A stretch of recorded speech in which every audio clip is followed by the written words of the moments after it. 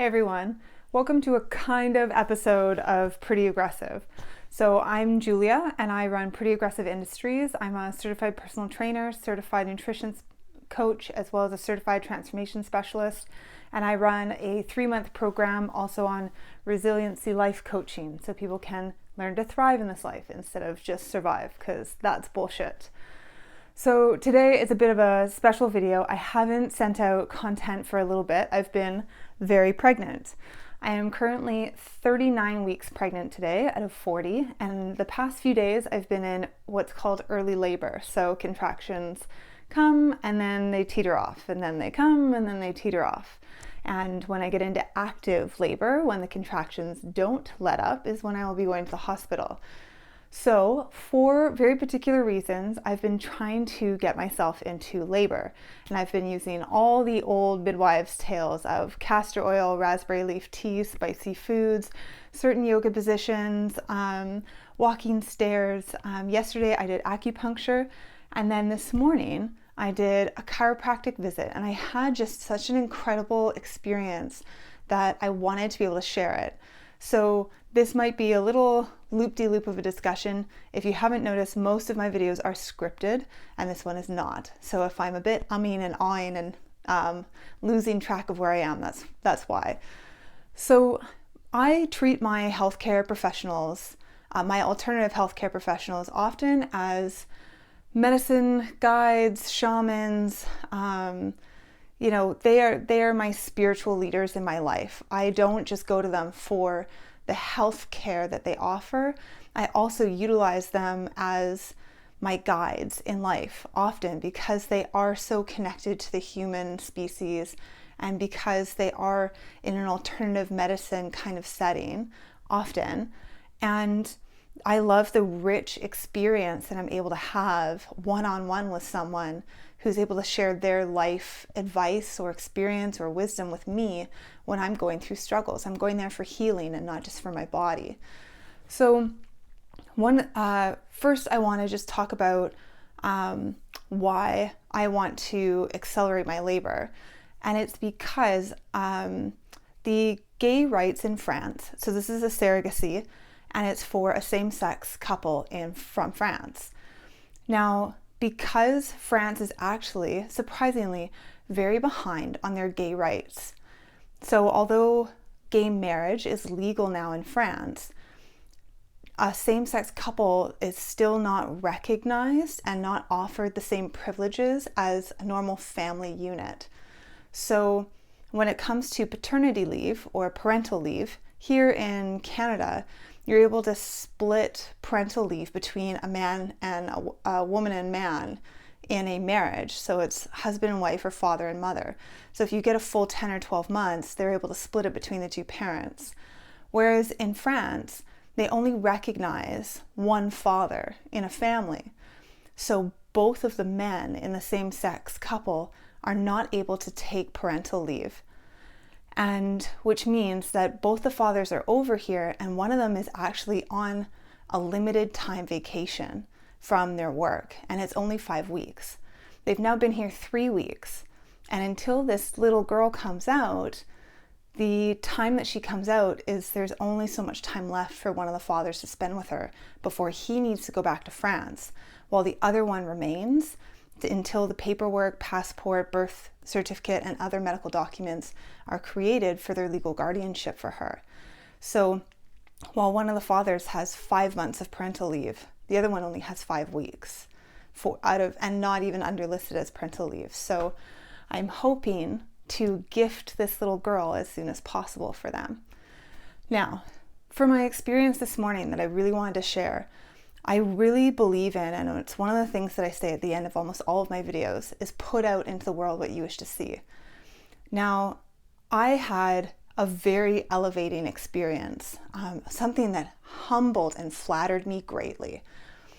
My chiropractor is, I want to say maybe in his 70s, early, mid, or late, I'm not sure. He's actually really like a Dumbledore to me. But today was so humbling because when I go in, I often come to him with my spiritual struggles. And today he actually told me that he was glad to see me today because he was having a spiritual struggle and wanted my opinion and advice. And for someone that I hold so highly and someone that I respect so much, where I go to him for his experience and wisdom, and for him to turn around and request mine in return was it floored me.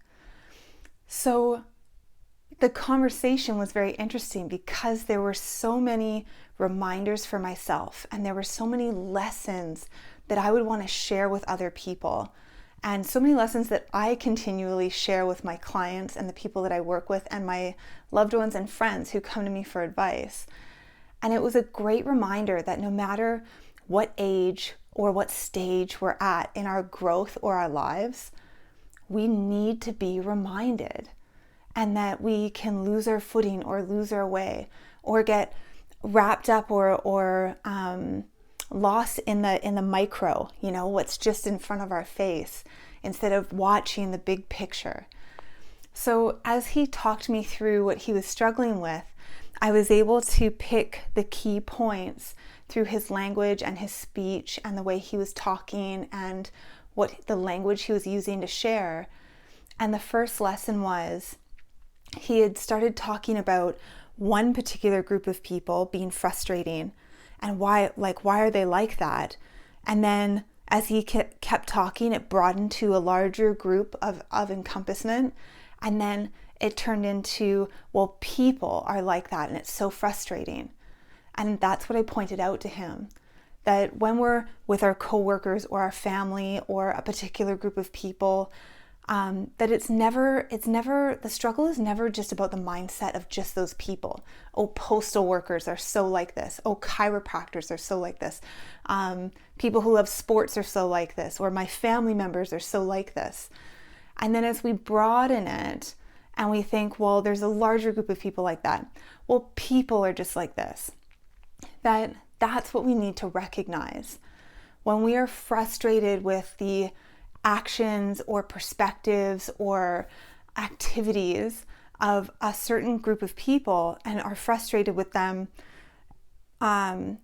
taking a pattern of behavior and repeating it, that it's not about just that group of people. It's not the micro. Humans as a species have a variation. They have this bell curve of function where the vast majority of humans live in this larger part of the bell curve, the majority, and they think a certain way and function a certain way, and they conform to certain social constructs of what they've been taught about how life works and how to function. And then you have people kind of on those outer cusps, that's a much lesser number of people functioning in a slightly different way. And when you are someone who has learned to live in a bit more of a further growth state, and you wonder why there's so many people still fumbling around in that larger maturity of functioning, that's just a natural part of the human species. And it's not this microcosm of just what you deal with. It's humans as a whole. And that is the learning curve. That is the growth curve of our species. And some people may never get to a more open-minded or better optimal functioning or performance spot in their life. And that's not for us to decide. We need to change our perspective on how we cope and how we function with those people, rather than simply being frustrated and angry that they're not where we are. That's not how that works. That's not going to help you. So the conversation continued as he expressed wanting to know how do I go about dealing with people who don't want to change? How do I deal with that? How do I cope with that? And I reminded him that his question isn't the right question. That how do I change other people? How do I help people change? The fact is you can't. That's not a thing. We have no control over whether or not someone else changes. And the only thing we can change is ourselves. So that was, again, the key reminder that people who ask, well, why don't they? Can I? How do I? It's no. All you can change is your own perspective. And it's attached to that first lesson that people are who they are and they're going to find their own growth path. So moving through the conversation again is, well, why can't everyone, move into, why doesn't everyone grow? Why do some people just refuse to take their heads out of their asses? Why are they still repeating the same problems? Why? Well, it's because as people who are grown, or people who are lesson givers, or people who are in that state in their life where they offer their experience, or they set a positive example for where to grow or where to develop to, those people who are still struggling with development, or who are still on a not lower level but different type of growth path, are setting an example for others as well. That's where we get our patience, our compassion, our empathy, our ability to teach others, or our responsibility to set an example. That we need both each other. We can't just have everyone elevated. Where would we learn? So these three huge major lessons in life, as I'm talking to someone who I respect so much, and he's found himself in this frustrated slump and opening up to me and listening, not just asking, but listening to my replies and my recommendations and my reminders of things that he's taught me. It was just such an incredible experience to have that this morning, especially in the place where I'm in.